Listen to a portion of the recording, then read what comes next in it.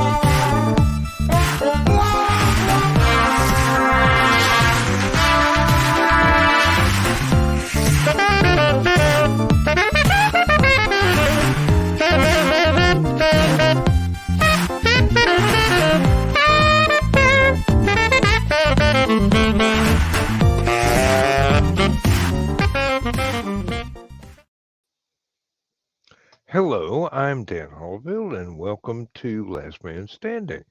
This is the official after show for Stupid O'Clock, which means the folks that aren't willing to go to bed once Stupid O'Clock has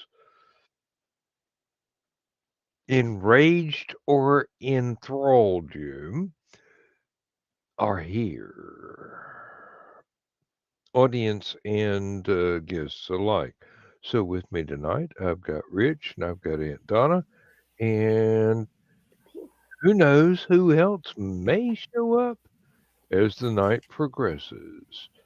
If we get bored with ourselves, we'll just go to bed and just Joe Dog will pop in 6 hours later and go, Dan, because I won't turn the program off. We'll just all leave. Uncle Carl will be pissed. Uncle Carl will be pissed about watching a blank screen for 5 hours, but you know. Oh. Or we could just sit and talk for the 5 hours. Well, that has been done before. And then one of our mutual friends will sit and talk for 6 hours just to one up us. So yeah. One of those things is not like the other.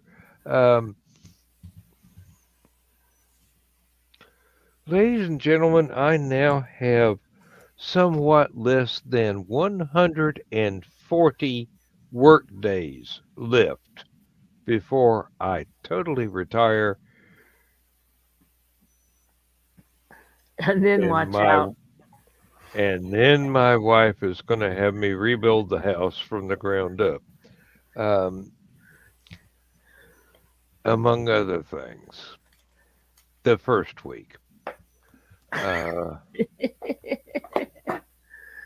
She's just a little bit impatient.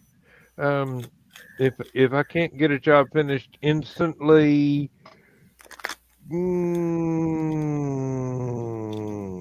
life's not going to be fun.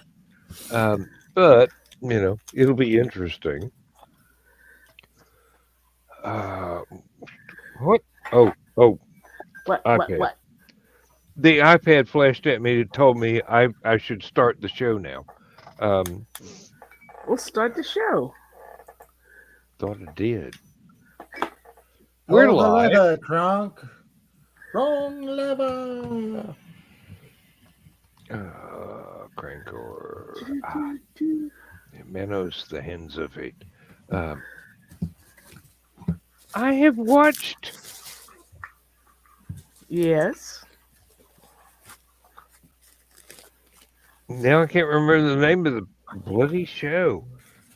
Too many episodes of Talk around it. Use your words.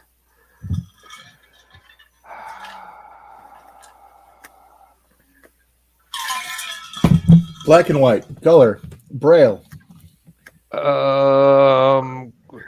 Comedy, parody, riff tracks, original, Neolithic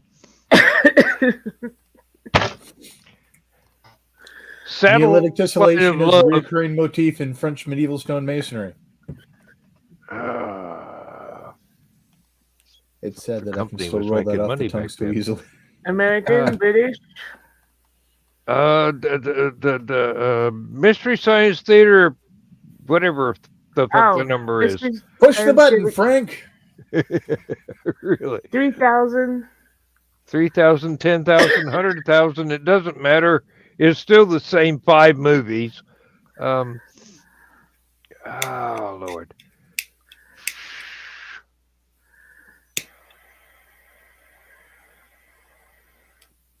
This better be aphasia, because if it's Alzheimer's, I'm in real trouble.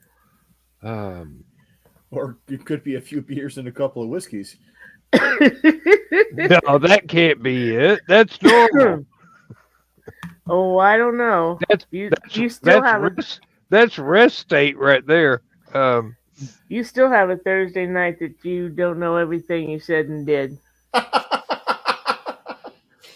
I've got thousands of Thursday nights. I don't know everything I said and did. I've been to college. But only one of them included me.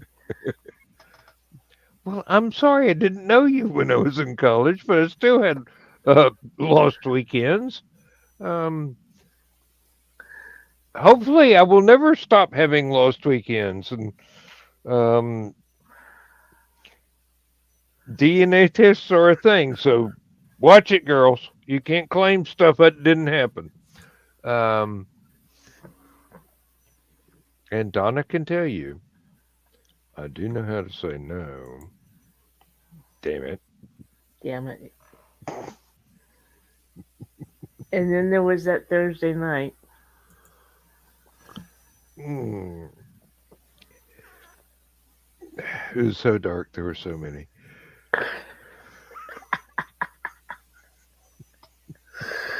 Yeah. That's been a great line that I learned in the 70s, and now I wish I could remember where I learned it from in the 70s, but it still applies. College was an interesting time. Yeah. Yeah. My whole 20s were like that. Actually, my 20s were rather exciting.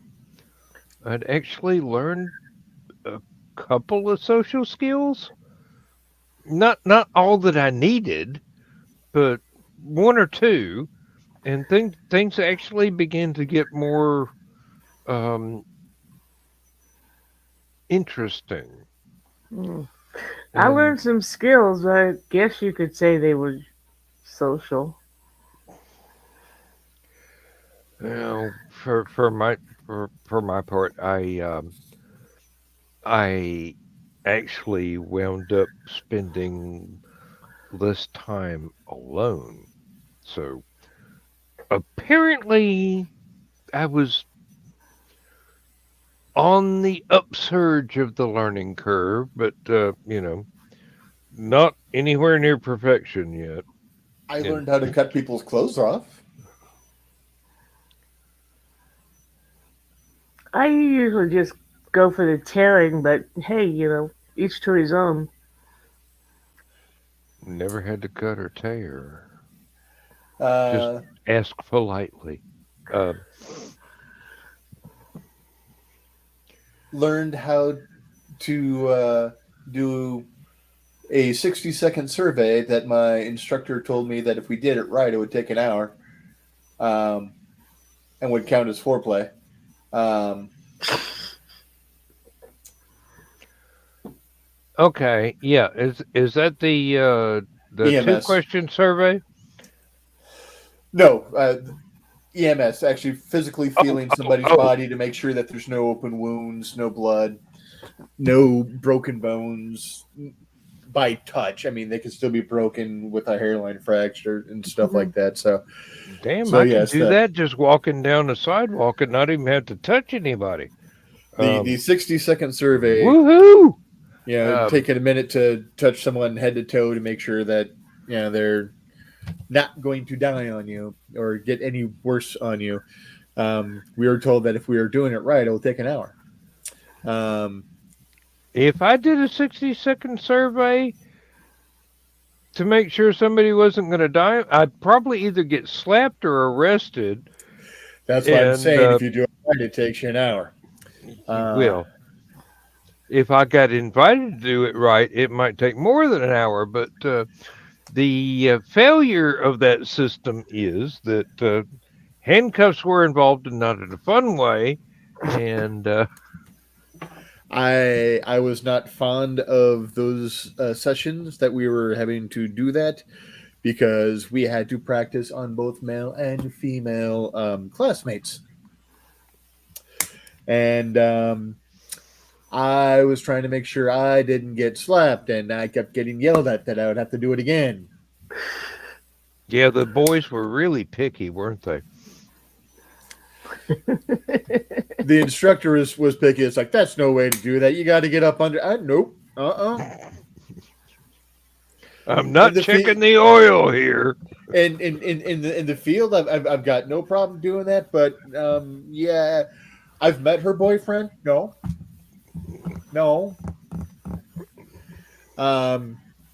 And then I got yelled at by female classmates saying, "No, do it." Huh? So yeah, you flirting with me, honey?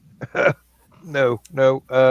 I'm sure that was an inappropriate comment, but for the life of me, I can't understand I wish they were why. flirting with me, but yeah, it was I was even more socially awkward than I am now, and it was. Okay, wait a minute. My mind is boggling. Give me a second.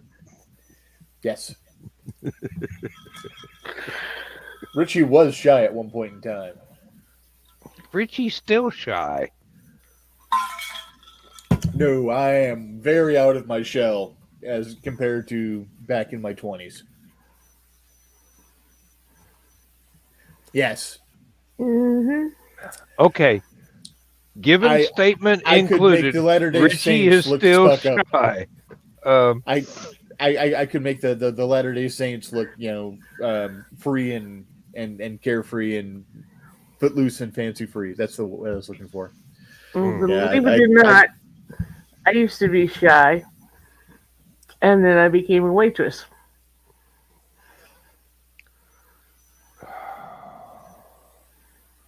Believe it or not, I still am. Oh, I know. Very shy. And then I became an asshole, and that didn't help. So,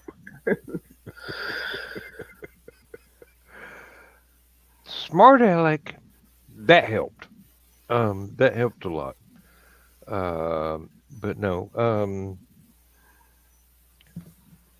I actually am incredibly shy. But I've reached the age where I have nothing left to give. So, ta-da! You see what I is. I are what I is. And actually, advice from Frank Zappa's music came in handy. Just, hey, relax, have fun. If somebody gets pissed off, you're doing it right. Um, Exactly.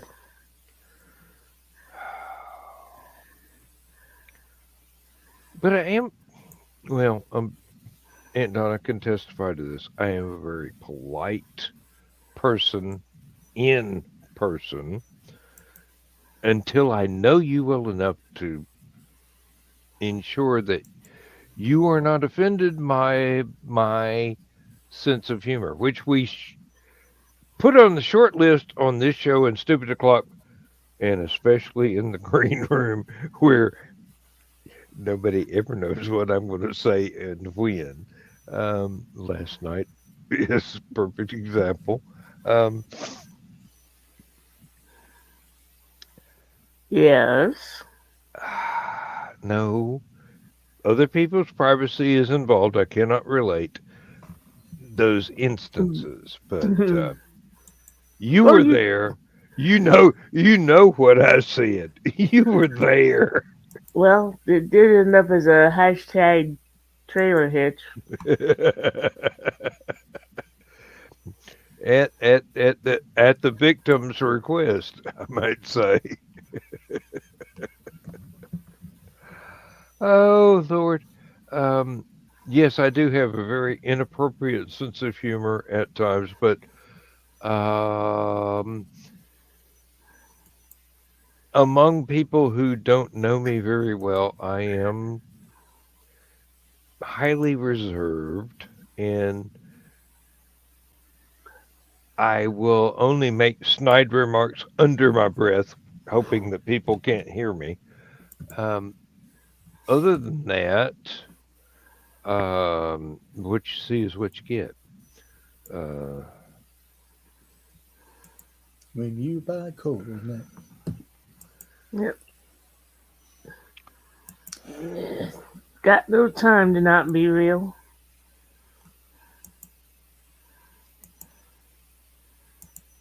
And everybody goes silent.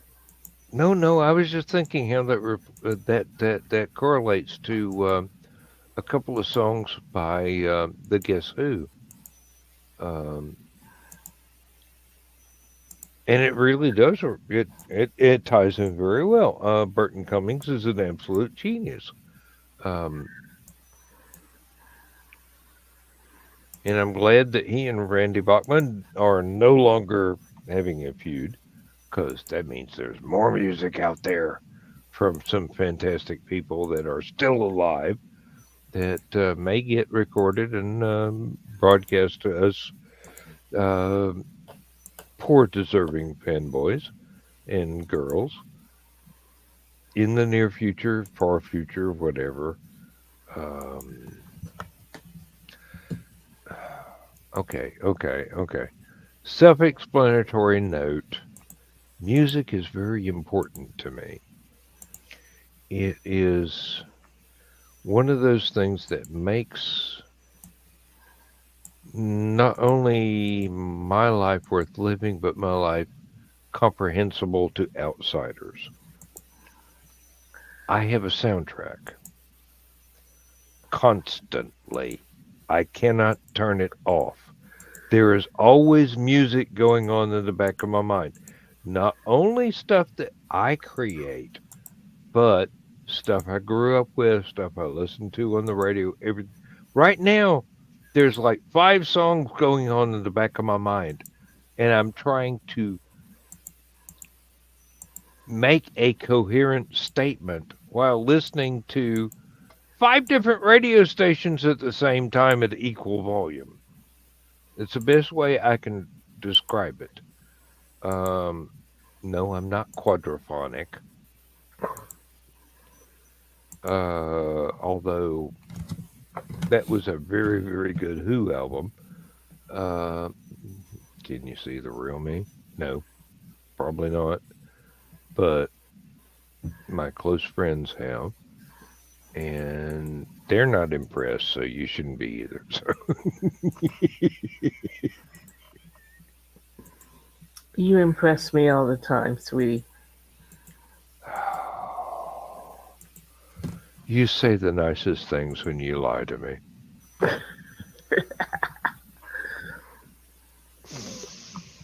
Mm.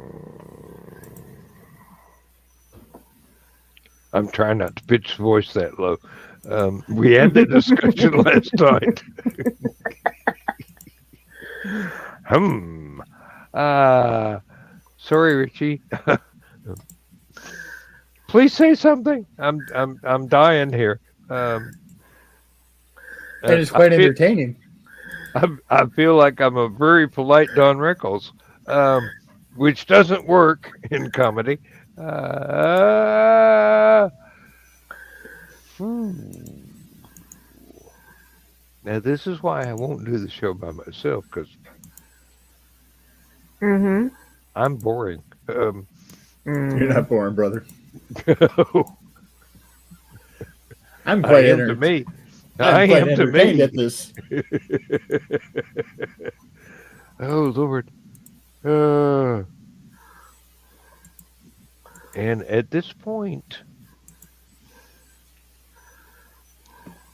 I am still relatively sober. Uh-oh. Relatively is the operative word. Um, I didn't count. So Oh, who does? nobody that isn't worried. I mean, seriously, why does that number make any difference if it is not one of those circumstances where your life is negatively impacted by consumption? I think I said that as politely as possible. I hope so. Um, I do have a number of friends who do have problems they are recovering from, and I wish them the best of luck. Um, Personally, I see no reason to be in recovery whatsoever. Um, still got, half a functioning kidney, so cheers. Um, no, okay. Let me be serious for a minute. No, that ain't gonna fucking work.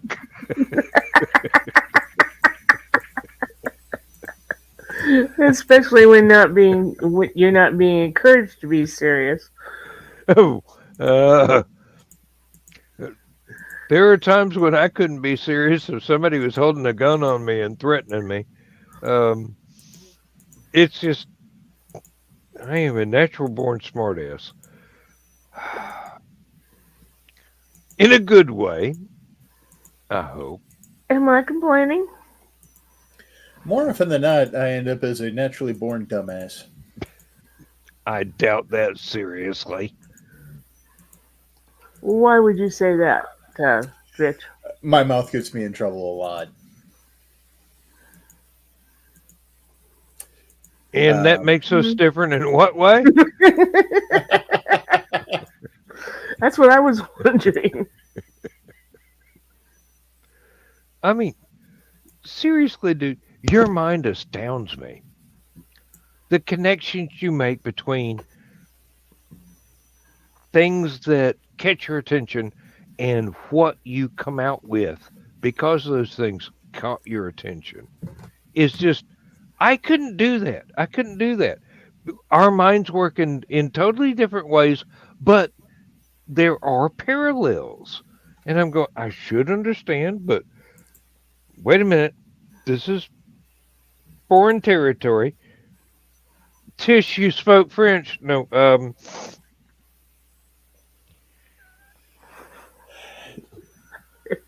my brain fires faster because it has to. Well, one, it's got the ADHD. Uh, And I'm you saying it think I don't like a understand that? I'm saying it like an Um, old Jewish grandmother. He's got the ADHD. But besides that, and then it's oh I was oh, say that again as a cheerleader. Oh, he's got the ADHD. Yes. Um, but uh, because of a lot of bullying as a kid, my brain had to work faster to try to figure out, okay, this is what's going on, putting patterns together, and then, all right, how do I get mhm. the hell out of here?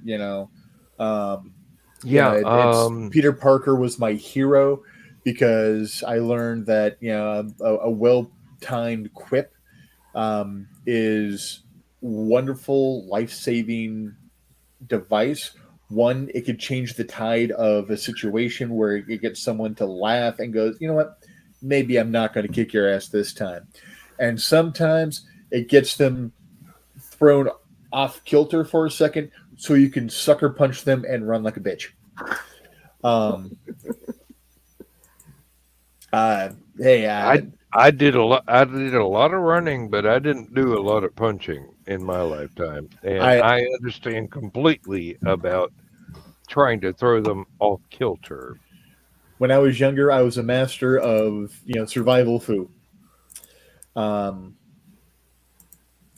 and then I started out towering everybody, and got left a little bit more alone. So it was always interesting. I was always good at the bluff. You know, stand back or I'm going to do this, and people would back away. I've got a 6'2" nephew that still knows better than to talk back to Aunt Donna. Never touched him when I was babysitting. And it all stems from I used to wear rings on every finger. And he asked me one time, I think he was about 7, why I wore so many rings. And I did this and I said because they make such nice marks when they touch somebody's face just right. And I didn't have anything to worry from him ever again. He never misbehaved when I was babysitting. None of my kids misbehaved. Never touched a one of them. Just had him believing that I would. Did that with the bullies at school. I was never bullied because I was always the tallest. Even in first grade, I was the tallest one in class. But I would be the one that would stand up to the bully and like, bring it on, baby. And nope, back down. Never had to touch anybody. All bluff. I don't know if it's fortunate or unfortunate. I didn't bluff. I just told them flat out, "You do that, I'll do this." Mm. Well, I had technically two older brothers, but all their friends who taught me. Now, I could have backed up my bluff if I had to, Mm, because they taught me you don't go for what everybody else tells a girl to go for. This is where you really go. The eyes, the kneecap, fight dirty. yeah. Sides of the knee. But you got to hit it hard. Um, solar plexus. Um, Oh, go ahead and you go ahead forget. and use the go ahead and use the obvious kick once a couple of other disabling things, and then Yeah, on you the forget, Dan. eardrums, hair, knees. Um, Back when you forget, Dan. Back when you and I were kids, girls wore pointy toed shoes. You get the point of that toe up under the kneecap, that guy's not going anywhere. No, no, but this is more heel hand blow to the side of the kneecap. Knees stop working. Hmm. Bump. That puts them in a Uh, that puts them in a perfect height. Grab the ears, pull them down, put your knee in their nose about 50 times in 30 seconds, and then you can follow up from there. You can tell I was picked on as a child because I have not been arrested for any injuries caused to police because I'm such a tiny, inoffensive, weak little guy. And I've learned from the best serial killers the world hmm. has ever produced. Um, sorry, that was senior project. Yeah, I know all about the knee thing because after I hurt my knee, then I watched Roadhouse. And every time Patrick Swayze kicked somebody in the knee, my knee went, ow. That was a very painful movie to watch.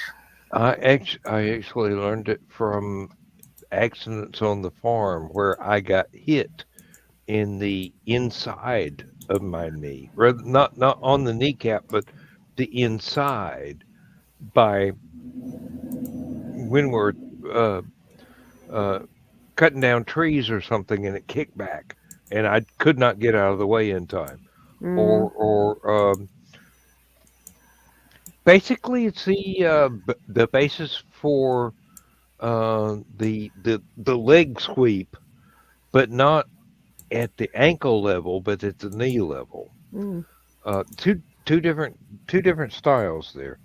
But human uh, knee joints are not particularly secure against a strong blow from the inside of the leg. They are pretty good against the outside, but then again, you remember if you ever knocked your shin on something like a trailer hitch or whatever, that will give you pause for thought. But if it happened on the inside and just a little bit further up, you'd go, um,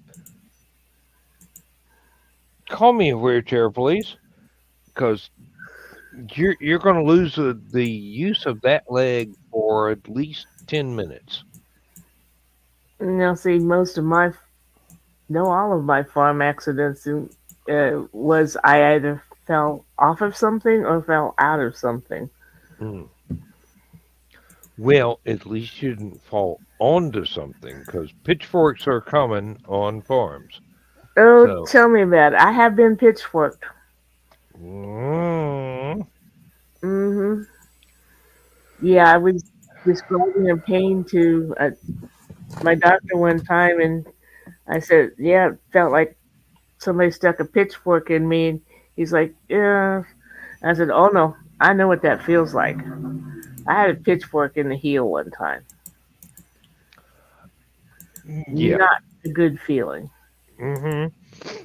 Yeah, I had someone try to tell me that because I explained, something like it felt like I got, kicked in the chest by a cow.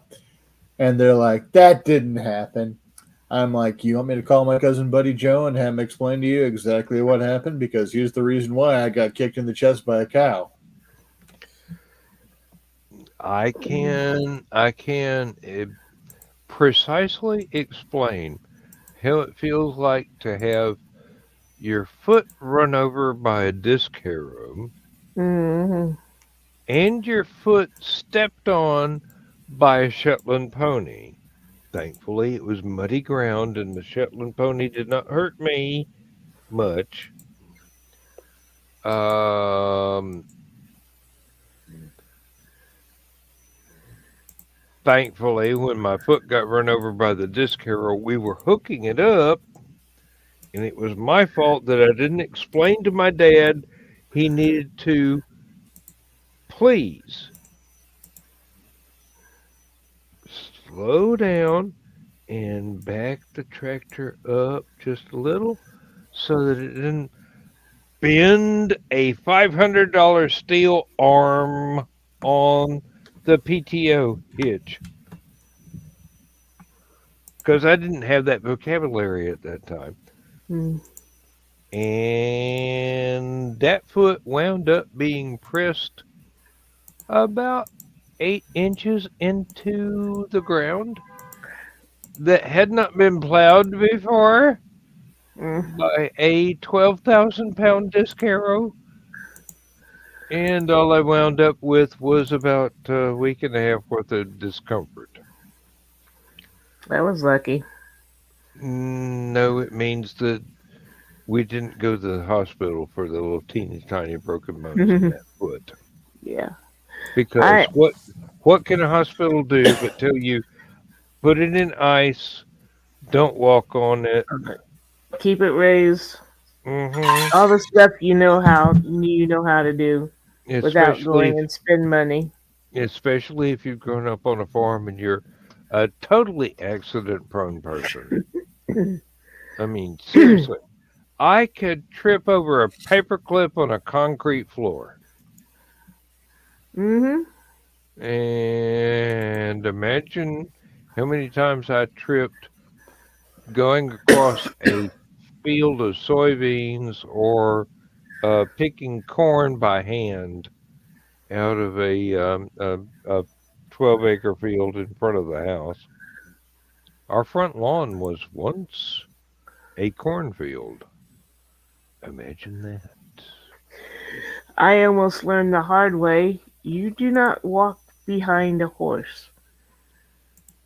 I had just made it to the other side when Ginger kicked out with both feet, and I distinctly remember looking this way and seeing those hooves go this close to my head and thinking that was gonna hurt if I had not been here, and I never crossed behind her again. That is when you walk in front of Ginger and you pull her head down and go, "Good horsey." You do that again, and BAM! I'm sorry, Actually, old I believe 60 farm boy. I Um, I believe I kicked her in the belly for that. She was, if you put a little kid on her, gentle as can be, gentle as can be. Could get on her, and we had a barbed wire fence but between the she lot tried she to was drag you in, through. and she would go up and rub up against the barbed wire fence. Well, I'm not stupid. I'd see where she was headed, pull my leg up on top of her back, and she'd scratch herself. Never learned though. Every time we were in that lot, I'd get on her back, she'd head for that fence, and I'm like, okay, you're getting another scratch. She was ornery. Now, I don't want our audience to think that I am into animal cruelty, but horses are not pets, they are partners. And sometimes you have to set boundaries. When you do not have a common spoken language, a physical language is occasionally the acceptable compromise. And it's not cruelty, it's have I got your attention yet? Mm-hmm. You know, Um, She knocked me off one time, and instead of heading for the house, she turned around and just looked at me like, "How do you like that?" I had to walk it off a little bit before getting back up on her. And then she found out how well I did not like that. And then my father bought me a saddle that I hated. Fortunately, I knew enough to how to ride in one because some cows got out on the road and she was pretty good at heading them back. Yeah. And But like I she said, horses are partners, not pets. she got up at the top of the hill and she did her little kick, and since I wasn't used to the saddle, I started sliding off, so I kicked free and landed on a sharp rock that hit just the right little blood vein. So I'm coming up to the house, blood just streaming down. And my mother just looked at me and said, "What'd you do now?" Live. She was kind of used to me coming to the house bloodied. Well, yeah, you and I are of an age that being outside and doing active farm stuff is open invitation to a wide variety of accidental injuries. Mm-hmm. And oh, there was one time that uh, Dad had rented a uh, several dozen acres of a farm that had been in this former school teacher's family since before the Civil War and had not been actively utilized since World War II. And here I am in the 70s trying to reclaim land that had not been used since the 1940s. And I'm running around through there with a bush hog on the back of the tractor. I am leaning way off to one side because I'm plowing through what is basically blackberry briars Mm. preparatory to plowing the field. And I got stung by a saddleback caterpillar.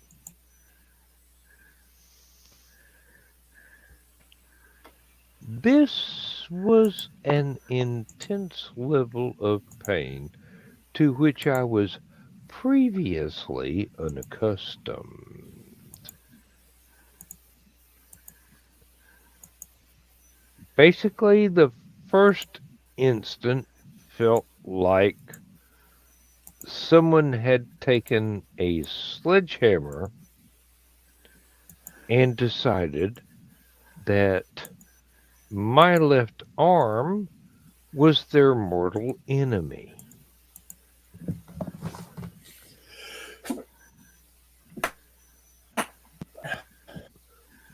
Bless you, Richie. Gesundheit. Pardon me. Pardon me. Thank you. It was Yeah. interesting how your camera made it a slow motion.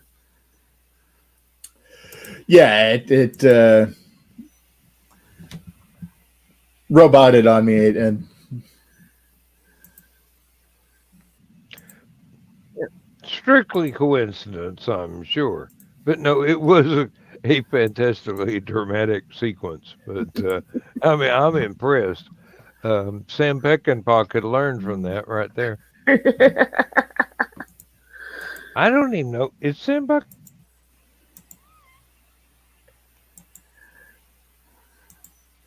And now Dan is gone.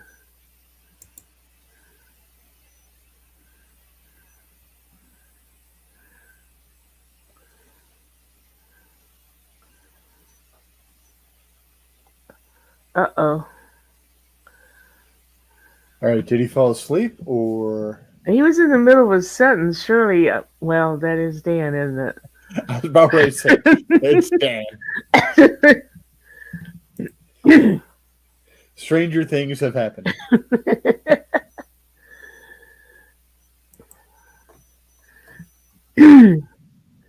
Yeah.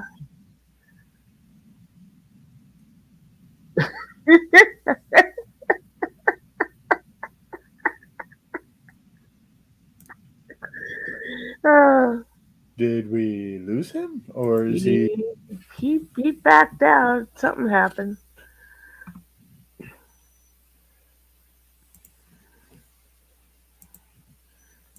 He did say something on an SOC about the iPad being on its last bit of That's charge. right.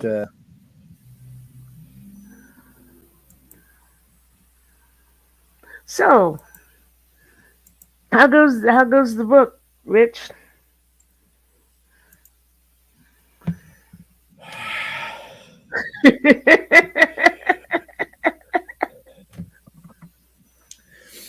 'ADD brain and not feeling well the past few days, and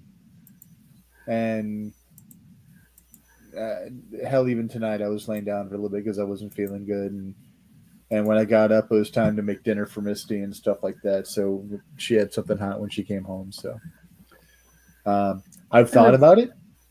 Um, I've done a lot of background stuff for a bunch of the properties that are currently in mind. Um, so, I mean, grand scheme of things, I can't complain. Yep. I tagged you on a vid that I shared Vikings and werewolves. I don't know if you caught that or not. It was very interesting. I found I found 3 new Viking channels on YouTube that have been extremely interesting. Well, I know the Berserkers and the Elfdain, I think it's Elfdain, Elfdain or Elfdenhin. But, anyways, there are a lot of uh, werewolf and werebear Hmm. legends surrounding the Vikings. One of the stories I was working on at one point in time was Viking esque, where there was a tribe of werebears, were-ravens, and werewolves that were interlocked in a weird type of war. Um, I remember the bare bones of it, but I never put any pros down for it. It was all background Hmm. gathering and stuff like that Hmm. for it. Um, but go figure. Werewolves are my favorite monster. Oh yeah, mine too. Nick's wife, Amanda, her stories about the koi wolves. I've got the first one. I've got to get the rest of the story. She did very good job on that. I loved how she brought it into New Orleans and the mixing it together. It was just really great. Yeah, Amanda's a good storyteller. I haven't had a chance to read Koi Wolf yet. I've been meaning to get it. It's just time and funds have been against me. I hear that, but I can't say too much about not getting things worked on. Um, I hadn't written for a while, and then the thing with Julie happened, and I've not, I've just not been inspired since she was killed to put anything down until just here recently. And I've been working on a story that will never be published. It's mostly for me. Carl's like, why not? And I'm like, well, because in order to publish this book, I would have to publish this first book, which I wrote when I was a freshman in high school and greatly plagiarized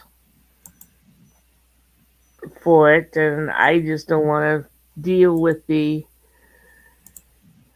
all the crap I'd probably have to go through to copyright and all that shit. It's not worth it. But it was extremely satisfying because when I wrote it, I never thought I'd even show it to anybody. But a friend saw me writing. I had it at school, and she was like, "Do you mind if I read it?" And I'm like, "Okay, if you want to." And she came back and told me that she liked it and asked me if there was going to be another one. And I'm like, never even thought there was going to be this one. And now, almost 50 years later, yeah, second one came out. Yeah, weird how that stuff happens and how a throwaway story that started fermenting when you're young just comes back to fruition and becomes um, something else that pairs into something later on in life as well. Hmm. Um, it's the um, Nightshade stories that I'm currently working on, centralizing around a character, Nightshade, has been something that has been some flavor or another since junior high school. The character's been through a bunch of different rebirths over the years, um, and it's you know probably lifelong. It's been the character that's always been near and dear, and has been much more of a um, I don't want anyone to eviscerate my baby kind of project. Hmm. Um, and then it's just modified over the years, and then Misty came across some old writings dealing with Nightshade, and it's like, okay, one, it's fiction. Yes, it's based off of my online moniker when I was part of the hacker boards and stuff like that when I was in junior high and high school. But yes, it's fiction. Two, I wrote that when I was in like high school or just very soon out of high school.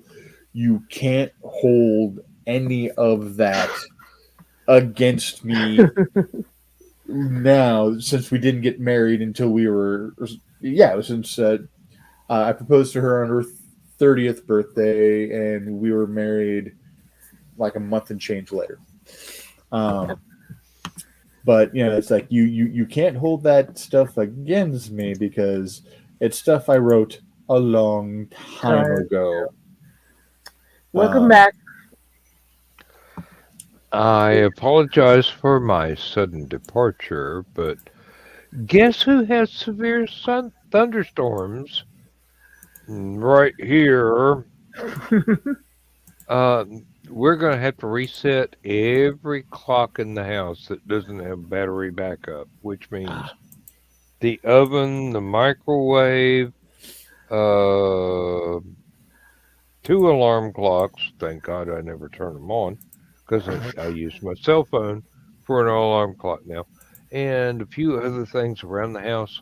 Um, Lindsay may even have to reset the washer and dryer. Lindsay may have to reset the washer and dryer because I don't have the slightest idea how to use There's either one of them. a clock on Um, your washer and dryer? yeah, there's clocks and everything. Wow. Um, and with the stove, nothing will work until you reset the clock. Not even the Mm, stove eyes. You can turn them on; they won't do nothing until you reset the clock. wow. Really? Um, hey, this is an old stove. We're going to replace it. Just like the old refrigerator and the old microwave and whatever else that she wants. I may have to add Mm. on a room to the house just to add, room for whatever she wants. Um, Actually, I need to add about 3 acres of rooms on the house to put in what she wants. But I only own 1.2, so may have to extend into hyperspace. I don't know. Got to look up the math and how to do that. Um, Somewhere in Carl Sagan's papers, I'm sure. Um, no, no, seriously. I'm sitting here, I'm talking, and boom, lights go out all over the house. Computer goes dead, Well, I was half right. and I'm going, hmm, maybe this is a good time to go to the bathroom. Uh, where's my flashlight? Oh, there's my flashlight. I can find that. Lights come back on. Computers start rebooting. And okay, I go, all right, still gonna go to the bathroom. Might as well get some more, whatever that whiskey is. Yeah.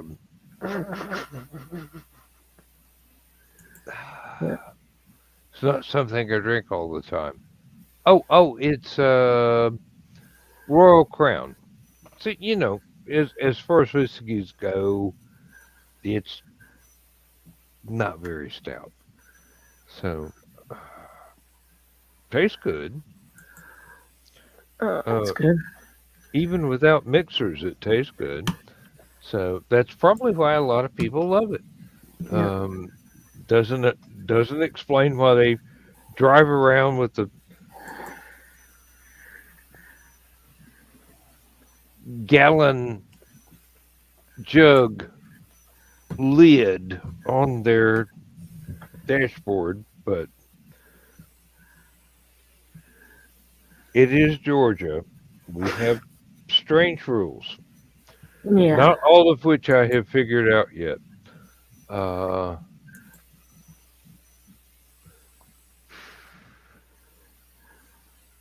Green light means go. Red light means stop. Yellow yellow light means go very fast. Um,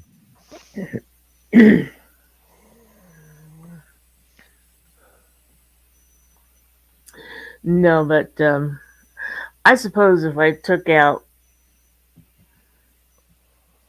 the part of the story that describes it was a man from Uncle, yeah. that story, and I totally took out I, the part that described what Uncle was about, the buildings, how you got into it. I just took that right out of the books and plopped it into my story.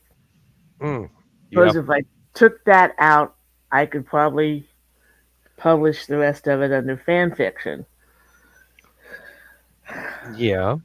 People not Um, going to be happy because I gave Ilya a girlfriend, a very serious girlfriend. And then when the 15-year after reunion movie came out, gave me a thought for another one. Uh, there had been a female agent that had been killed, and Ilya takes revenge on the double agent who killed her in that movie. And I'm like, okay, female agent that got killed was December, which was the name of my character. Uh, oh, wait a minute, she didn't get killed. Somebody else got killed in her place. She's been in a Yugoslavian rest home all this time with kind of amnesia because back then they had this little thing that happens to agents when they think the mission might be in jeopardy, and so they forget everything that's connected with the agency. Did you just flashy thing me? Did I what? Richie got it. Uh, You got the flashy thing, and that's the weak ass story you can come up with. Swamp gas and the. great. But she's come back. Hey, we crossed the streams. I'm sorry, Donna. Yeah, Um, you did. She comes back. She doesn't remember him. She doesn't remember that she's married to him. Oh, wait a minute. They got married? Yeah, that was a secret so that they could continue to work together. And the fun part of it is, love Google translation. There's parts of it that's spoken in Russian.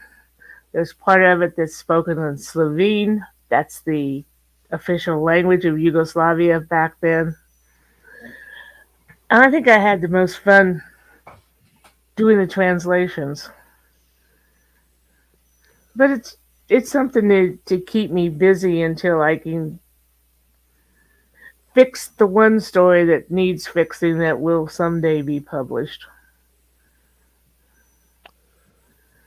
Until then, I've got laurels to rest on to get to publish out.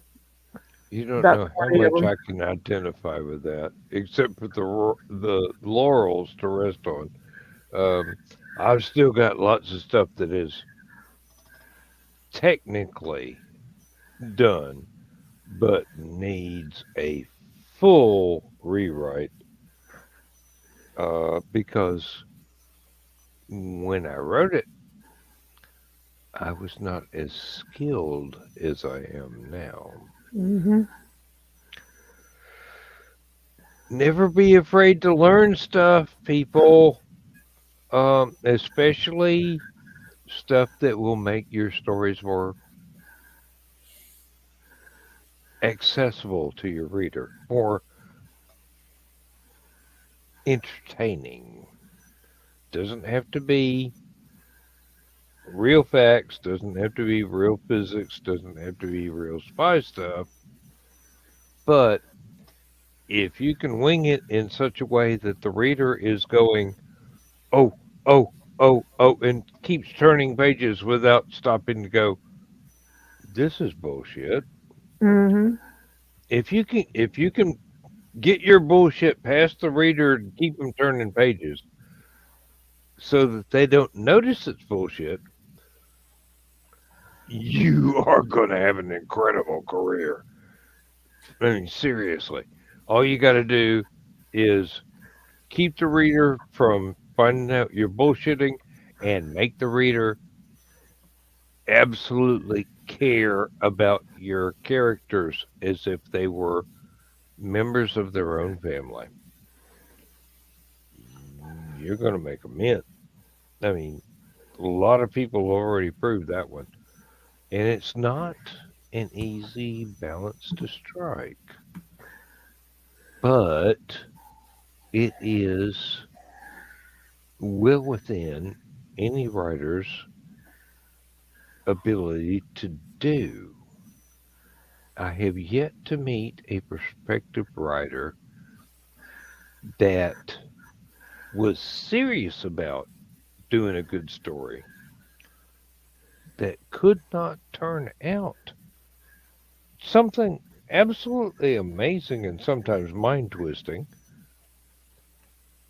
instead of, oh, well, I want to be a writer.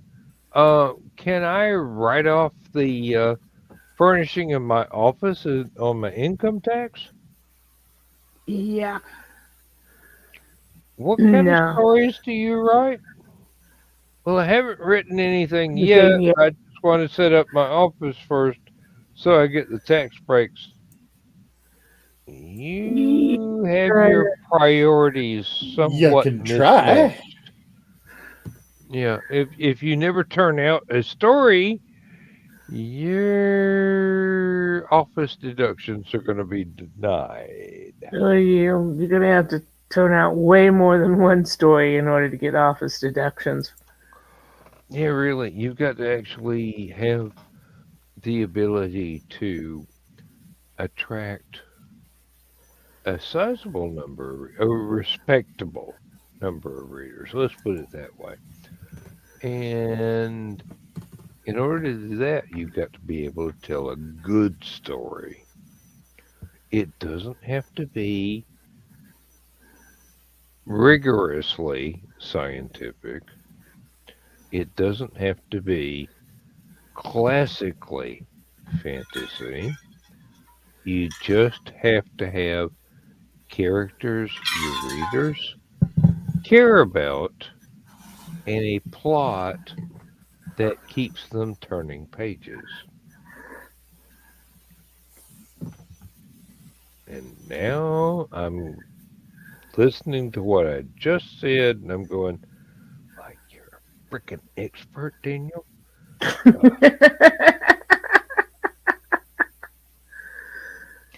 Yeah, that's the problem with the story that I need to fix.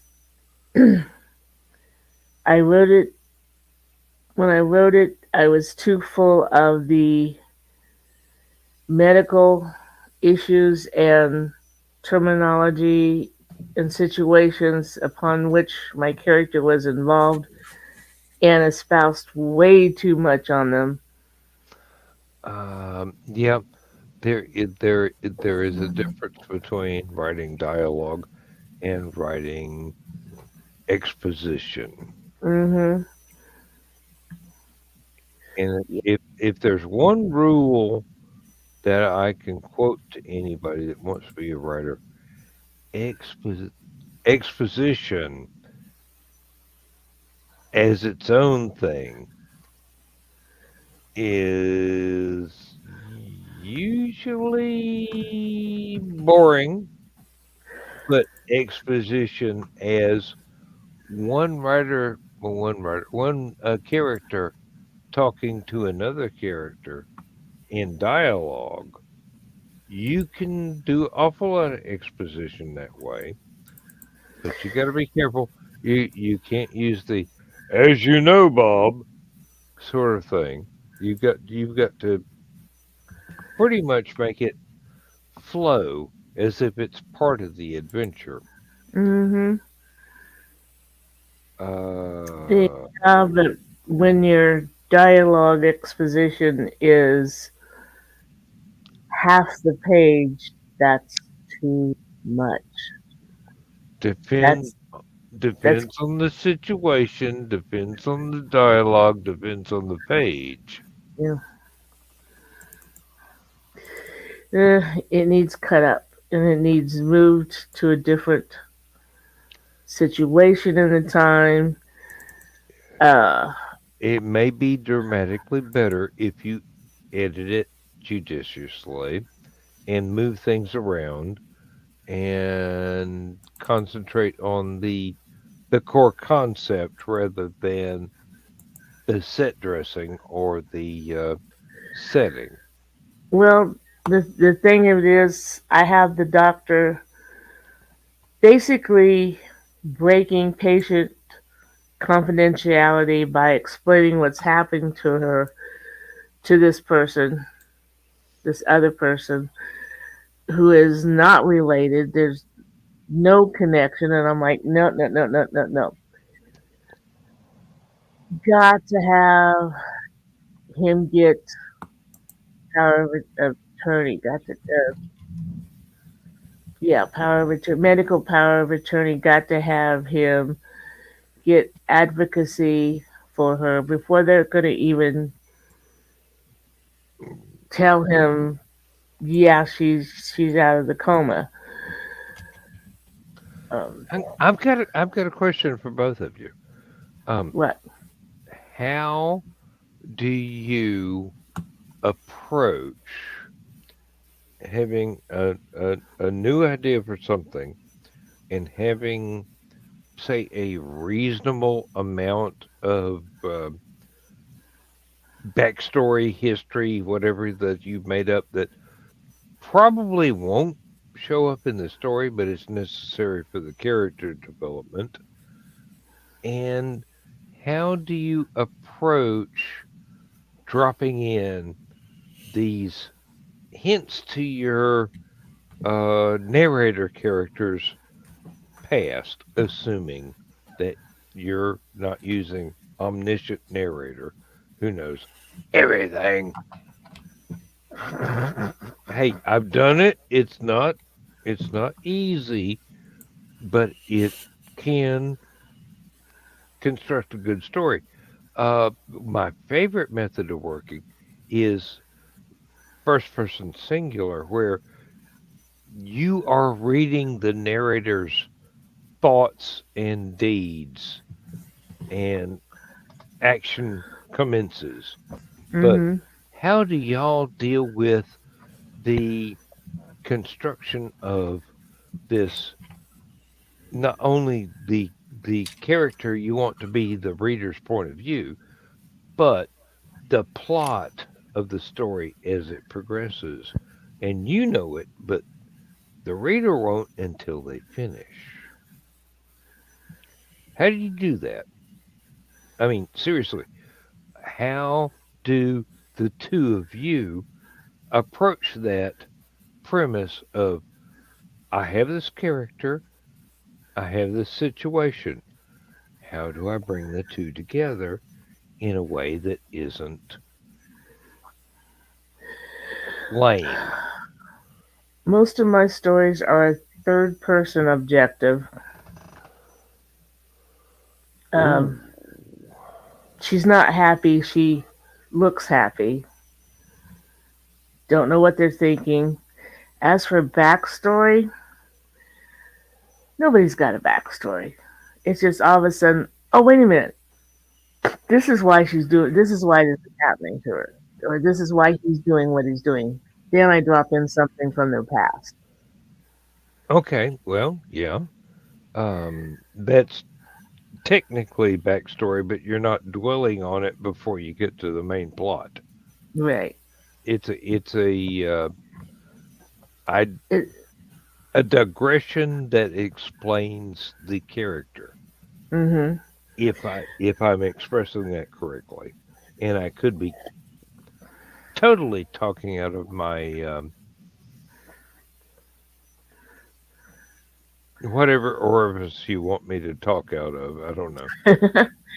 Now, the story that I'm working on, that I'm trying to fix, I'm I started out third person objective, and I think that's part of the problem. And so I decided to go omniscient. So now I Okay. am fighting against my usual style to do this other style. Well, that's one of the things that's well, I would find it particularly difficult to do because my stuff is usually uh narrator is first person in the story. So narrator is going, "Oh, I did this, I did that. Ooh, I wish I hadn't done that." Hmm. And the story, the plot is something independent of the narrator character. Yeah. They just happen to coincide. So you see how the narrator deals with the uh, plot devices. Um, but seriously, I have learned a lot from reading stuff that's been submitted to Aphelion by some excellent writers, and I have learned a lot from the pro writers that whose books I automatically buy, and a lot by people who were writing stories before the turn of the previous century. So, and that's a stylistic thing right there. If you're trying to write stuff in the 1800s, you got to be careful about what slang you use because what we say now to mean what they would have said then is totally different from what they actually said then. The language is one of those things that evolves whether you want it to or not, Yeah. and writers have to deal with that evolution. Mm-hmm. It's like, okay, imagine Romeo and Juliet by William Shakespeare written in text speak. Oh dear God. I think I just threw up in my mouth a little bit.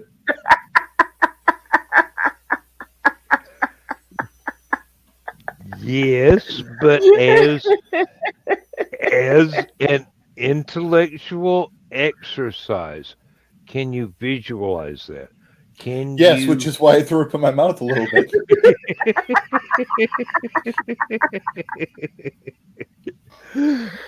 Oh, I yeah. didn't say I can't picture it. I'm saying, You don't want to Can picture picture it. it too well. it's like thinking about grandma naked. It's a thought experiment that could work, but you don't want to do it, and it leaves a bad taste in your mouth. Really? Unless your grandma's Betty Page, don't do this. Well, even if your grandma's Betty Page, it's like, oh my God, if that's grandma, oh my God, Yeah. oh my God, I'll be in my bunk. Um, no, seriously. it That is depends a on whether or not a you have a valid family tree mental or a family pole. exercise. Most family trees branch, although I know in reality some of them are actually squares.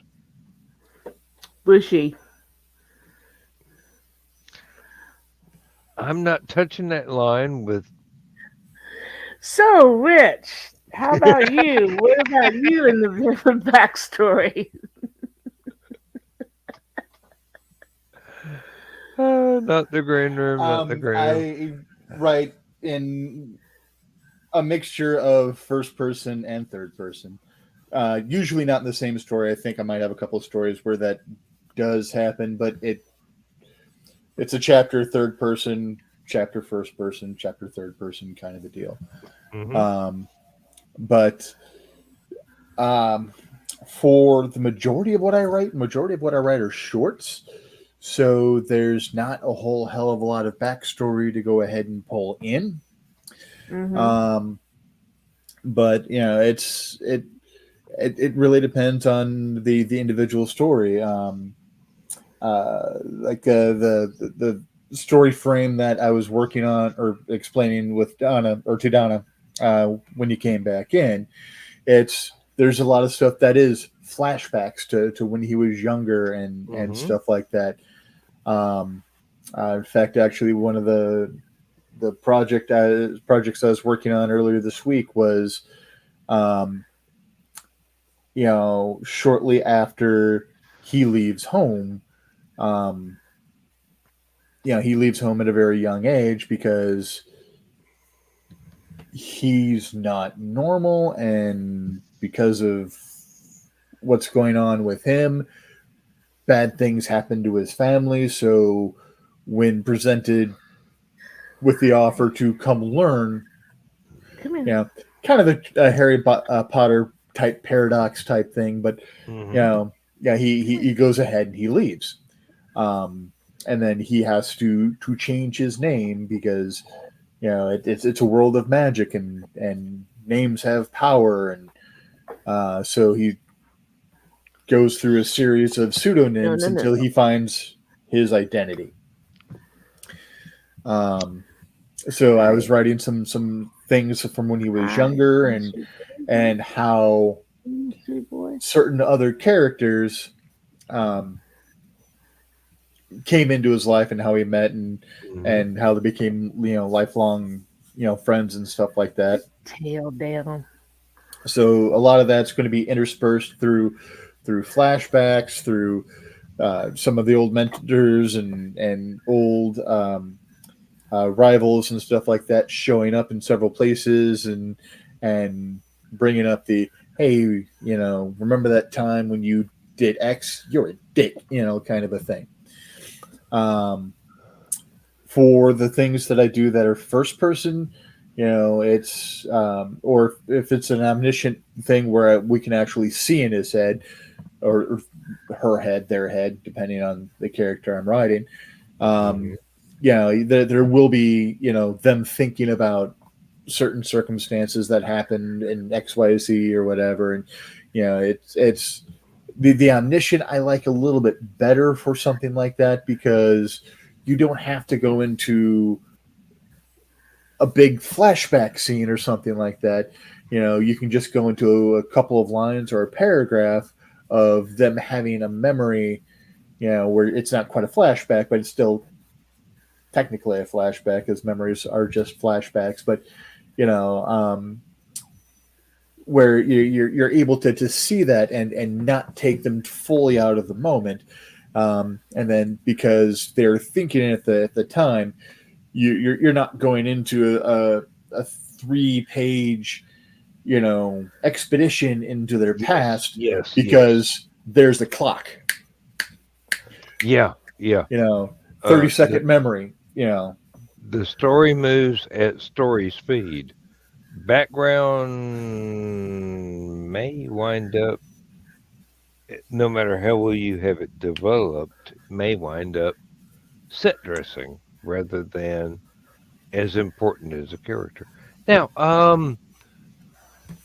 who influenced you most in the writing style that you are most comfortable with now? Now, either one of you can answer at any time.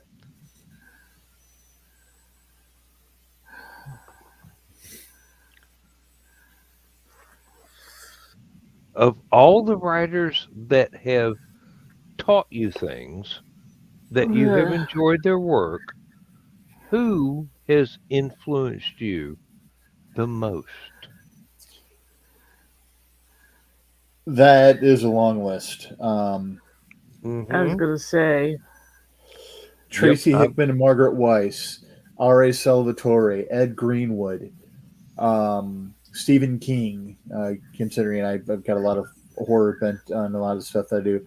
Um, the various writers from Monsters, The Outer Limits, Mm-hmm. um, The Twilight Zone, stuff like that. It's a lot of those have a lot of influence, um, as far as my writing goes. There are some C.S. Lewis um, inspirations in there. There's um, Voyage of the Dawn Treader. some Yes. H.G. Wells, um, some Jules Verne.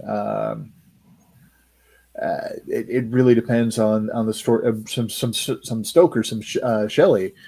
Um, Yeah. uh, Well, I understand. It depends on uh the story as a whole and Mm-hmm. what genre it's going to be in when you Sometimes do there's it to all of your those in one satisfaction. story.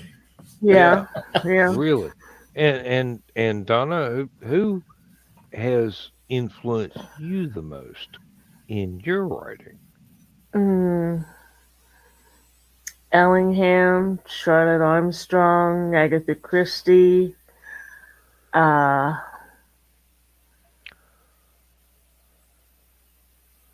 I would say Barbara Hambly, Victoria Holt, Hmm. Nora And Lofts. Okay, okay. That's not one I know, but before that, I'm going, Gothic romance, oh, yep. supernatural gothic romance was Norlof's. Mm-hmm. Some of it. Uh, Sarah Paretsky, of course. Robert B. Parker.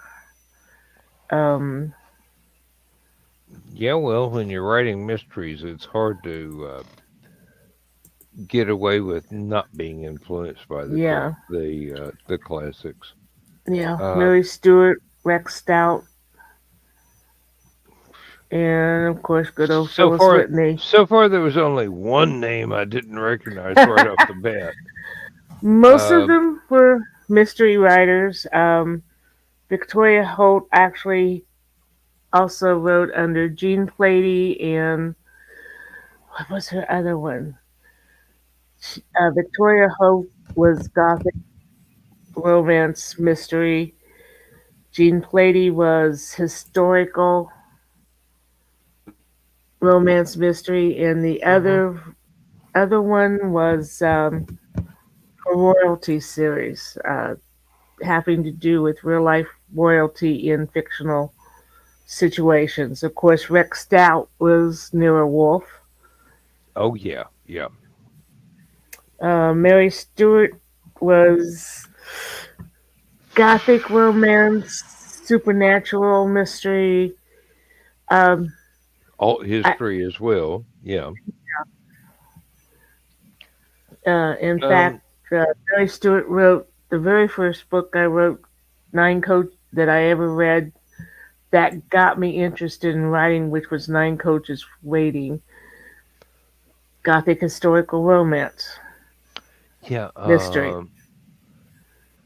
Agatha Christie and Marjorie Ellingham really are some of the my guilt-free reading because I can never keep to that standard of either one of Uh-huh. them.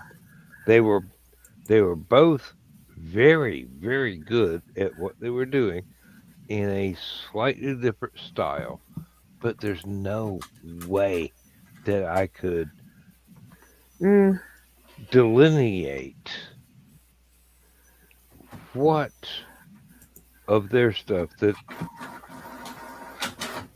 wound up being part of mine mm-hmm. as far as style goes, and what of theirs is just if you change a single word, I'm going to revolt. Sort of, seriously, you have these writers that are the epitome of what genre they write in.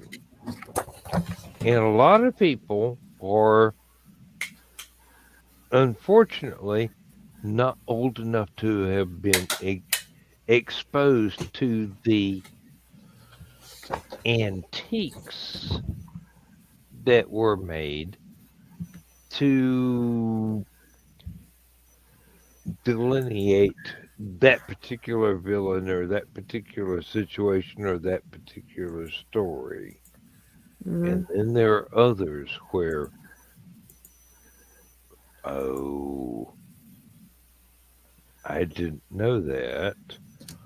Um, just what is the right time to harvest beetroot from a tree that smells like basically sassafras tea smells like root beer, and but it's tea, so it's hot. Um,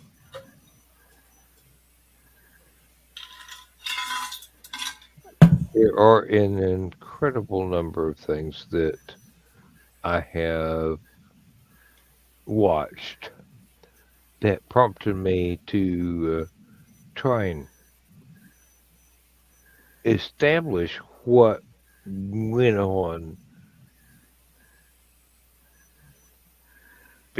just before that, uh, it I find it a very difficult concept to explain because to me, in the back of my mind, it's easy, but in the forefront of my mind, this is some difficult stuff to give attributions for things that inspired you and then make it so original that no one would dare to do the work to replace the missing stage area or the overhead of the stage area. Um, but uh, Richie, that thing had you just dominating everybody in the audience, which is not a bad thing whatsoever. Um, hmm. I'm running out of juice, folks. Um, we are. Where'd the counter go? There it is. No, there's not. Got Where? another half hour, Yeah, unless you want to give it up. I don't know that I can make a half hour and still be coherent. I can make another That's the fun part. I can, I can make another half hour, but I might be talking gibberish about halfway through. Um, now, both of you have brought up extraordinarily valid points that I wish writers would pay attention to. And and mine about the omniscient, immortal, um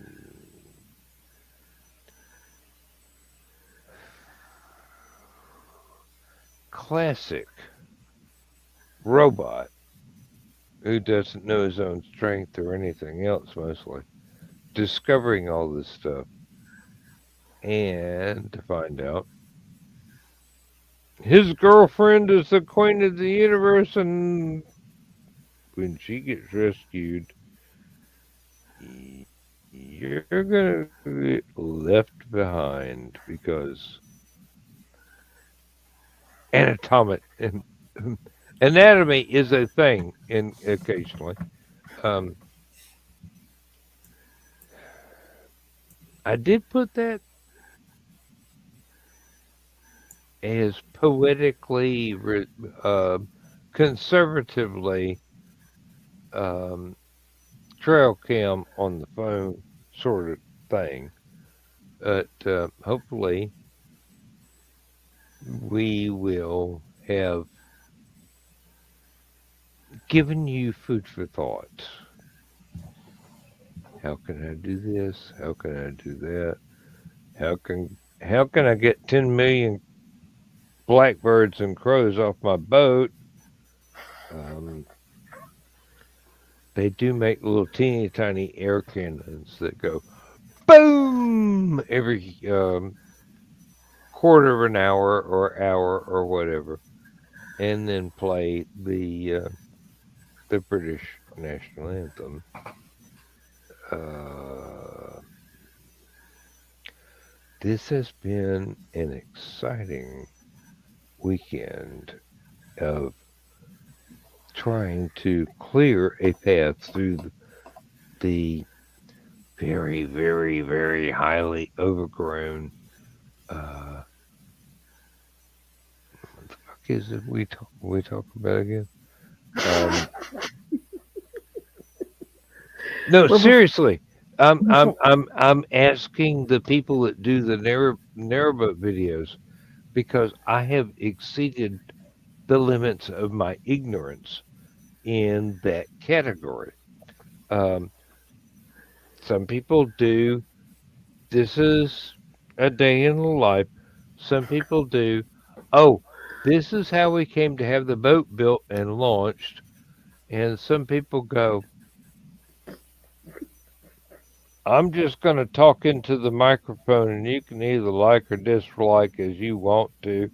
I can't promise you I'll stay on target, but I'm not promising you a dead TIE fighter either.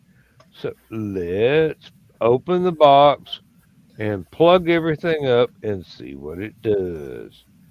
Those are Well, I before know you we say goodnight, I know we all are subject to um, imposter syndrome, but I'm not. sometimes it gets the better of it. Well, yeah, you're perfect. Um, Yes, I am. Before you I'm say not. goodnight, at least say hi to Josh. Hi, Oh, Josh. hey, Josh. I'm sorry. I was in writing to boats. I had my eyes closed while I was talking. I'm sorry. Uh, Trying not to go to sleep while I'm in mid conversation. And Uh, we actually thought you'd done that a while ago. yeah, well, the monologue didn't stop, so I'm I'm good like that. I can talk for hours while I'm asleep, which pisses my wife off to no end because she's the one that's supposed to talk.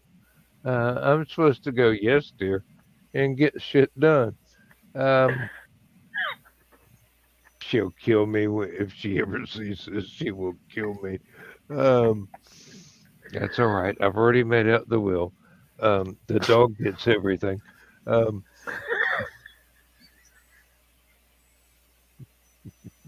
it's the only way I can think of to stay alive. Uh, Oh shit. and this isn't even the green room. Um, oh, Josh, yes, thank you for being here. Um,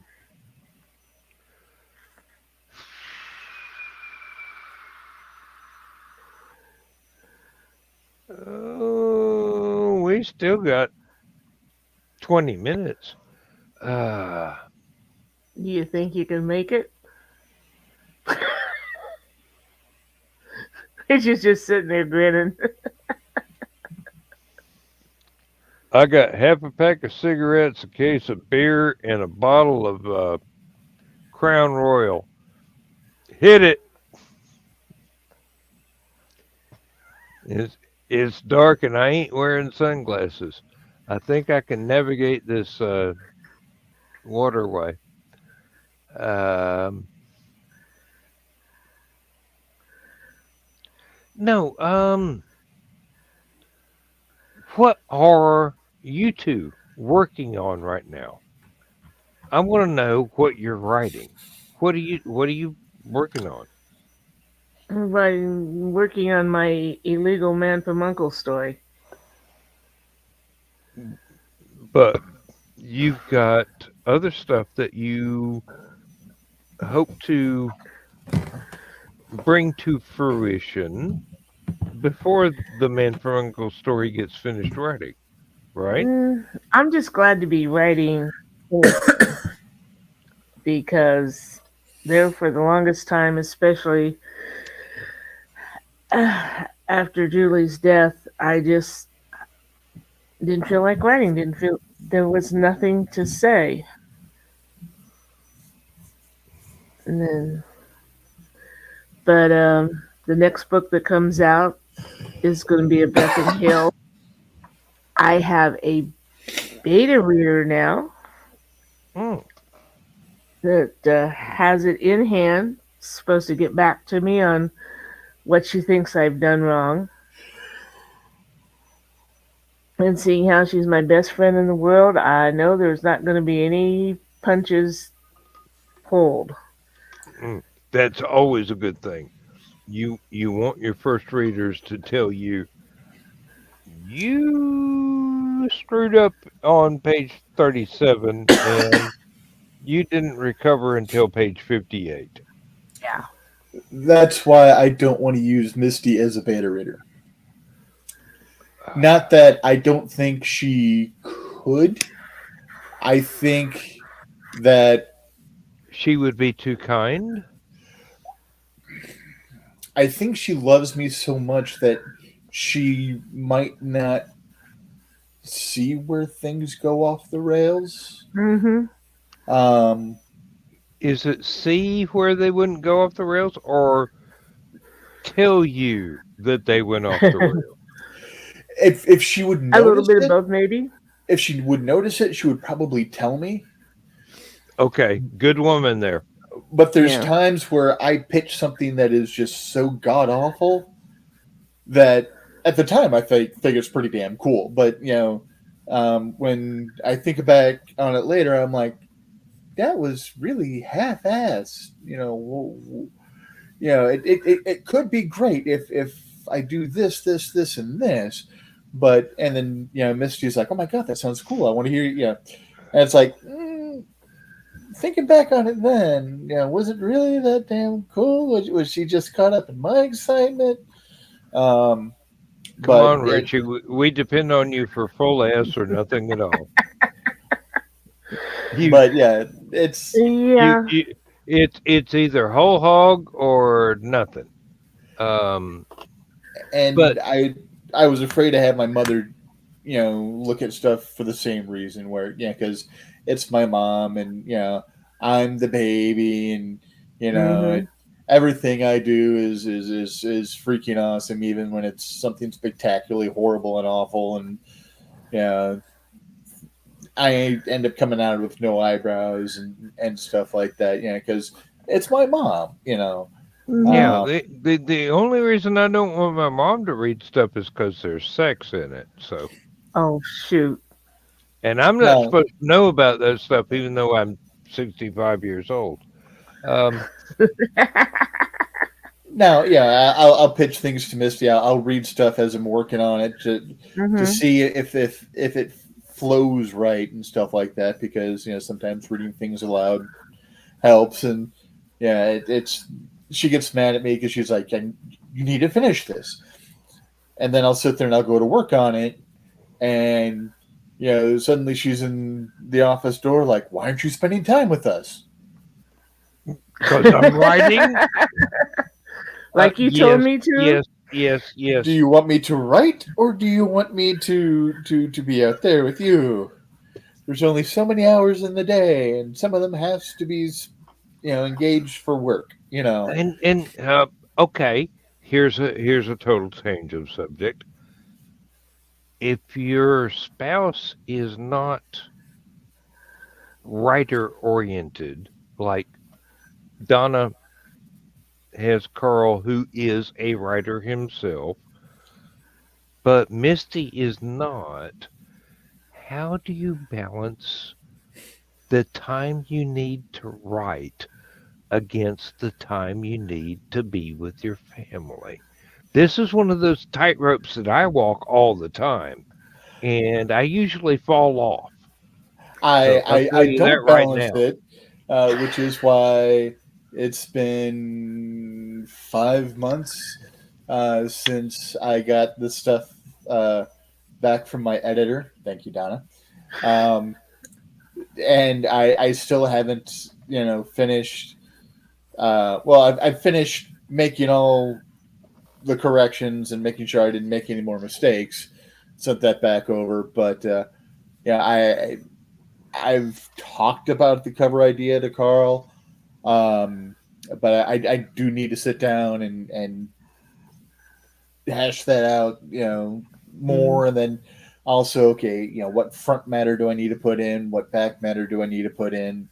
Do I want to explain what was happening and what was going through my mind and why certain things happen in certain stories as a like a little sub chapter after each story or something like that. So um, I've seen a few writers actually do that and do it well.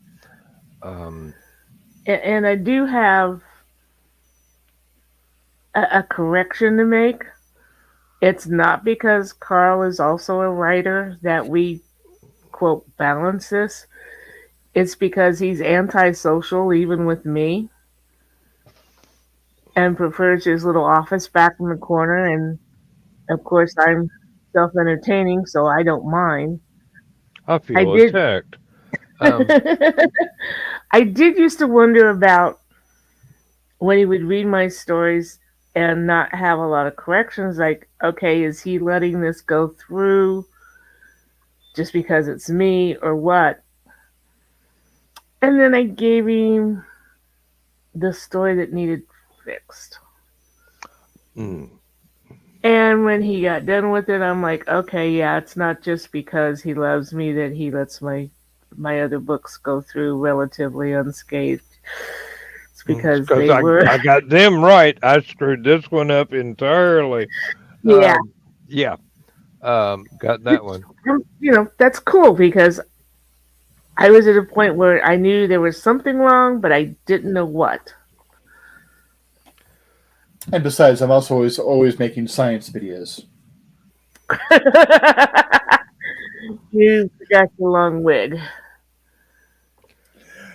His hair is a whole hell of a lot longer than mine. Um, is this the archaeologist guy? No, he's actually a hard science guy. His name's Kyle Hill. Okay, Um, it's not the same guy that I've been thinking of you're thinking because of uh, Minutemen or something like that, or Mini Minute Man, yes, yeah, Hmm. yeah. y'all would love each other. I mean, seriously, I love him. y'all would He's a y'all fun would watch. party together in no time. Um, I admire the way he thinks, and he speaks in industrial language the same way I do. So that's his Mini Minute Man.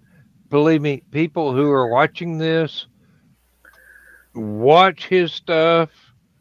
Um, Start out he with his takes no shorts and then watch his prisoners longer and takes videos. no shit off anybody. He might as well be Texas toilet paper. He Yeah, ain't taking nothing off of nobody. yeah. Um, Start with his shorts and then move to his longer content because he is a very entertaining young man. and he's Um, very, very highly educated too, because there are places where I'm going, that's not my field, but I can look that up, and I'm sure you're right. Um,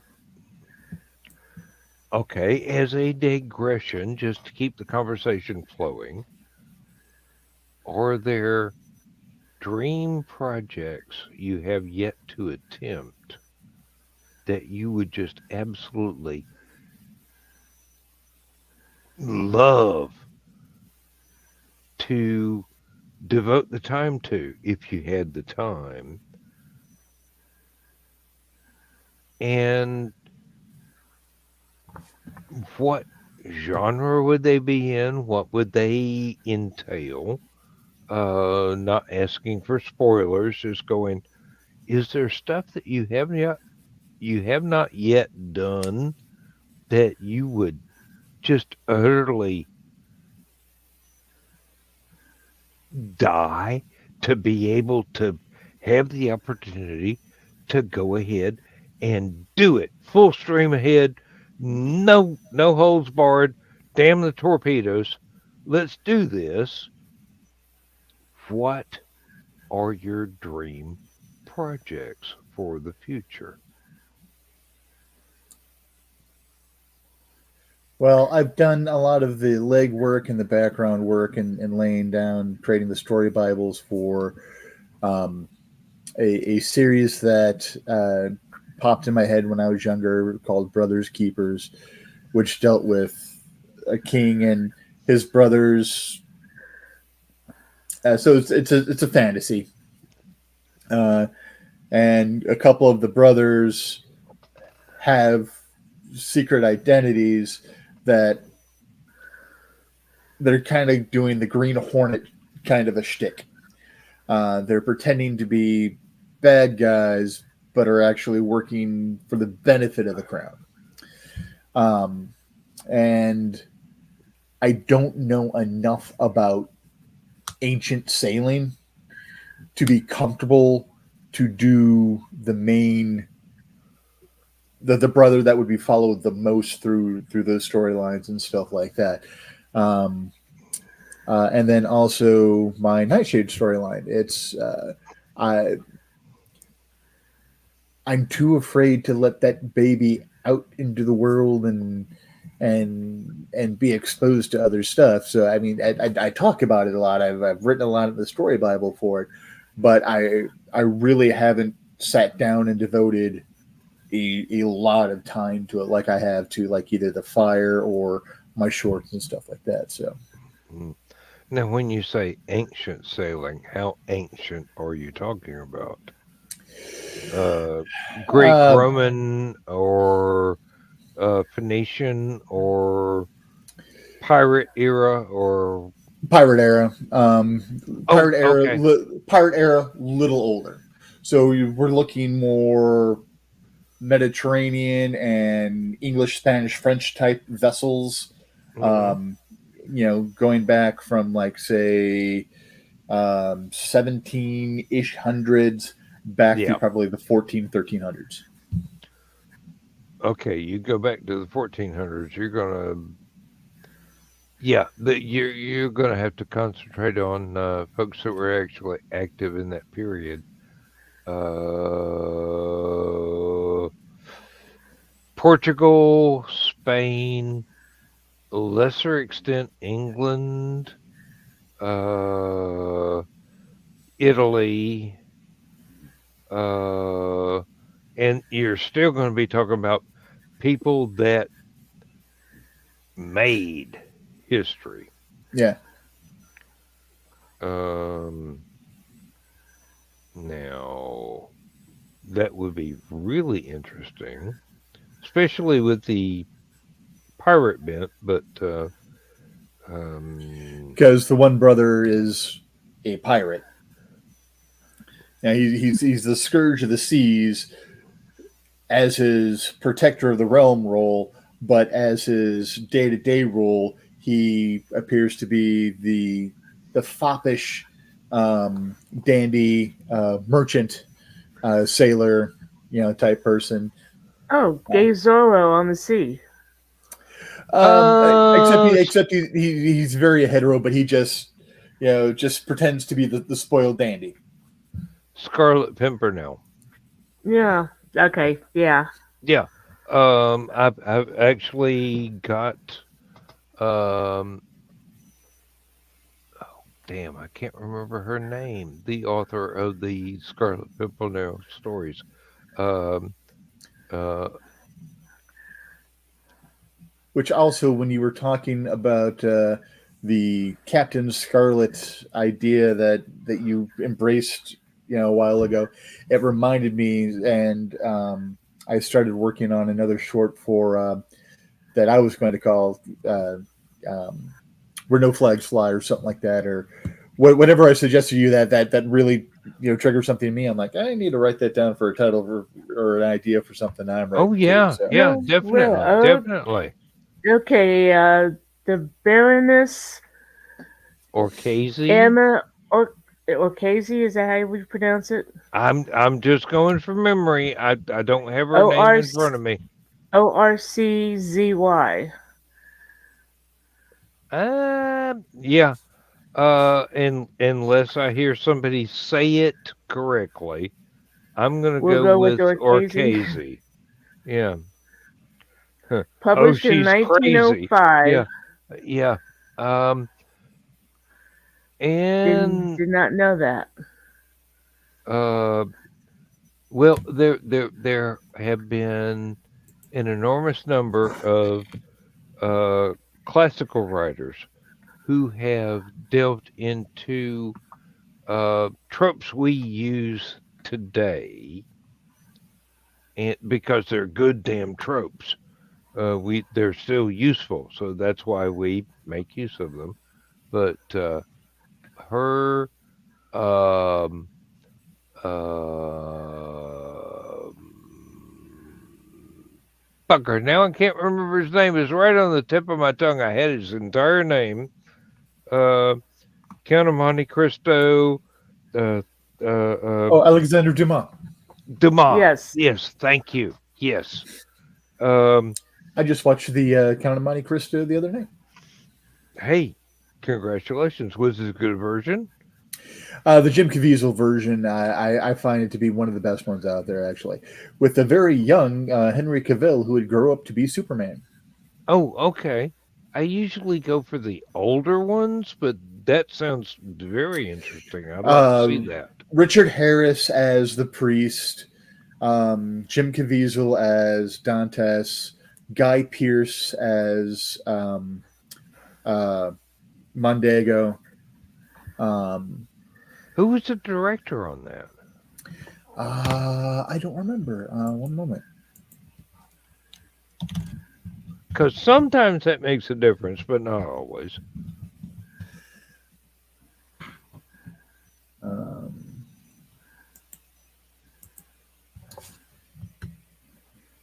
oh, it also had Luis Guzman as Jacopo. He really makes the movie right there. Um,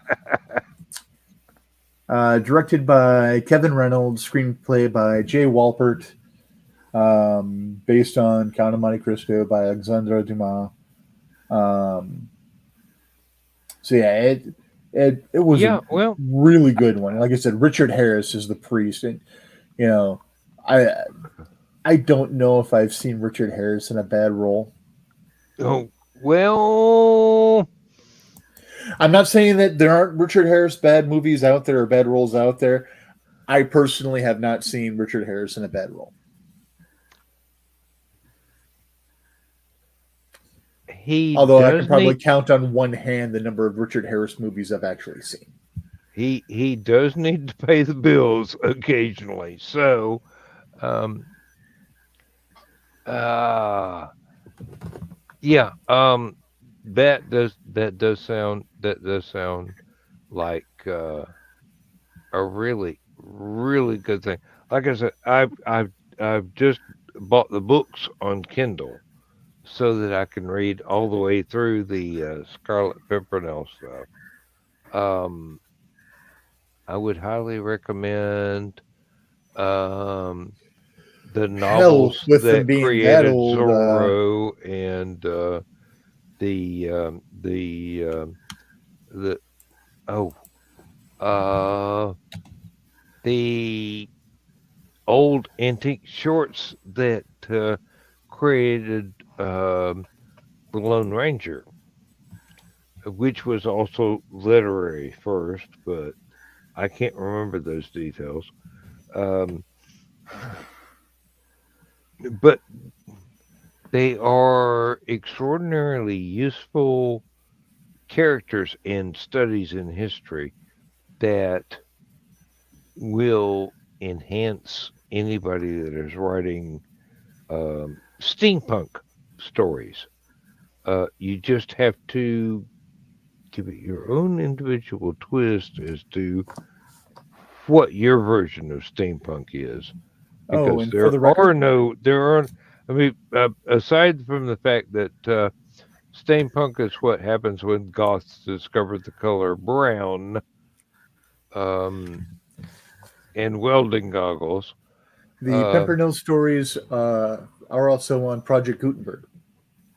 oh yeah, definitely, yeah. Um, there are a lot of things on Gutenberg that you would not, at first glance, anticipate being there. Um, the works of H. Beam Piper, which a friend of mine made it his life's mission to get every Piper story copied over into Gutenberg so that everybody had free access, didn't have to buy expensive paperbacks from greedy companies. Thank you. That was the 70s, but not today. Uh,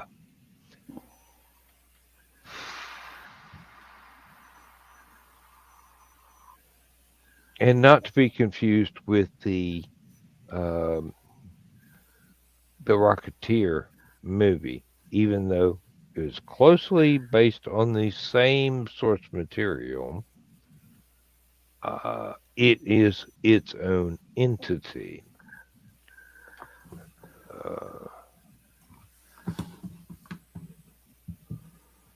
And another thing was that the guy that played the Lone Ranger was a very important villain in the Zombies of the Stratosphere sort of movie. It was an adaptation of several chapters of movie serials that my parents got to watch when they went to the theater as children. So, send them there with a quarter. They get popcorn, a drink, a movie, a serial chapter, um, newsreel, and whatever else. And usually all that cost was a dime. So if you sent a kid to the movie theater with a quarter, they're going to eat a lot of popcorn. I mean, well, if you're a kid with X amount of dollars for the movie, but the movie only costs Y amount of dollars, and you've got this much change left over, hitting the popcorn booth. Lord, yeah, movie theaters, popcorn. How do you do the two without each other? Painfully. Oh, we just went over the 2 hour limit. I am too long winded. I am sorry. I did not give you all time to respond to other stuff. Okay. Any questions that I have asked that you have not answered yet, please do so now. 42, Montana, green, plaid, and I believe it was Mrs. Beckett, third grade. Okay, I don't remember the questions those are in context with, but I'm sure that our readers will sort it out. Readers, watchers. Well, I don't have any projects that I would like to do, but it would be so super cool if Woodstock Dreams was made into a movie. Yes, it probably. Yes, it definitely would be. And there are other movie projects out there that are less deserving a screenplay treatment. And then there are others that were pet projects that became screenplay treatments. And we know several people like that. But okay.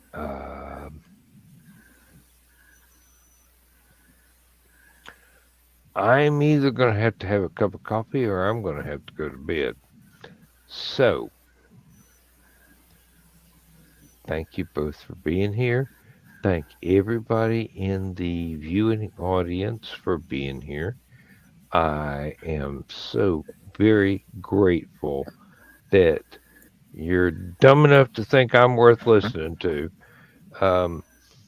No, seriously, I'm very grateful that Rich and Donna make me look like I'm an intelligent human being. Even when we're sitting here laughing at you? Well, yeah, you're intelligent. You're going to be laughing at me because I'm a freaking clown. Yeah. Try and deal with the impregnable. Don't you What's be the trying to word? impregnate me. Now I just see Dan in a storm drain going, "We all float down here." Or out of the darkness of the night, I can just now hear Dan going, beep, beep, y'all, Richie. You ain't gonna find me in a storm drain unless I'm trying to hide from somebody. There's Russians around here. Let me get in the storm drain. I'll shoot the motherfucker. I'll show him to invade America. No. Oh. Say goodnight, Gracie. Thank y'all for being here. Thank everybody watching for being here. Thank everybody that's going to watch in the future from being here. Please excuse us. Well, me. They don't need no excuse, just me. If you want more lunacy like this, tune in to Stupid O'Clock on Thursday nights and Saturday nights. Tune in to Last Man Standing on Thursday nights and Sunday mornings. Or join Uncle Carl's Secret Humor Group when I have no break. You have been warned. It's been fun. Thank both of you for being here with me. And I hope that in some way we have helped writers go, I can do that, and pull their thumb out and actually do that. Because it takes pulling your thumb out. You can't rest on your loyal or your laurels or your Hardee's. Yeah, really. That whiskey's pretty damn good. Some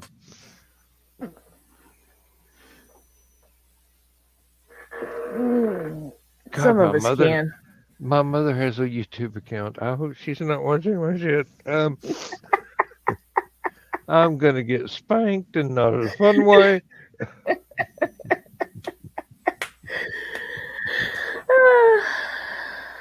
It was a bedtime story. Good night, Gracie. Night, guys. Good night, folks.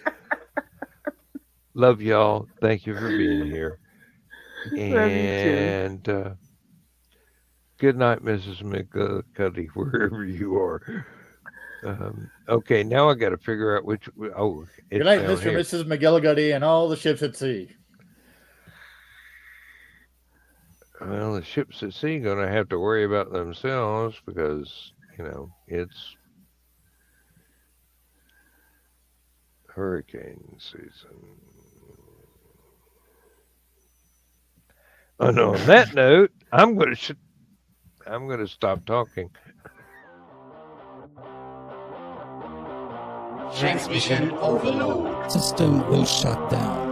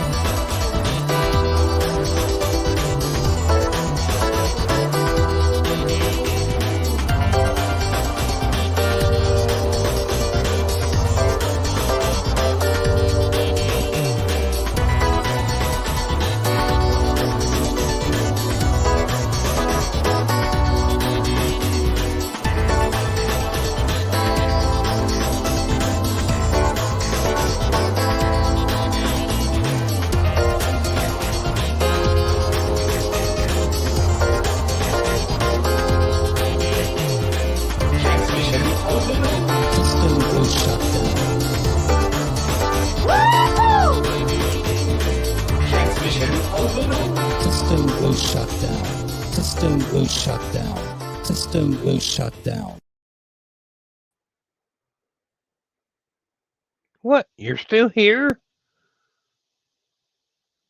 Go to bed. Show's over. Nighty night. I've already read the bedtime story. I mean, seriously. Don't you have something to do tomorrow? I gotta cook. Matter of fact, I've got to go and flip the chicken that I'm marinating over in the Ziploc baggie so that the marinade distributes itself evenly. If you want more from me, go read one of the books. Go listen to one of the albums. It's that simple. I'm out there. Bandcamp, Amazon. It's there. It's there. There'll be new stuff coming out, hopefully soon. But right now, you got what you got. I'll tell you when new stuff comes out. Not tonight, because it ain't happening tonight, but seriously,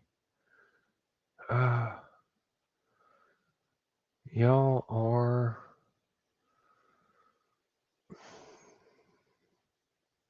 appreciated. Really.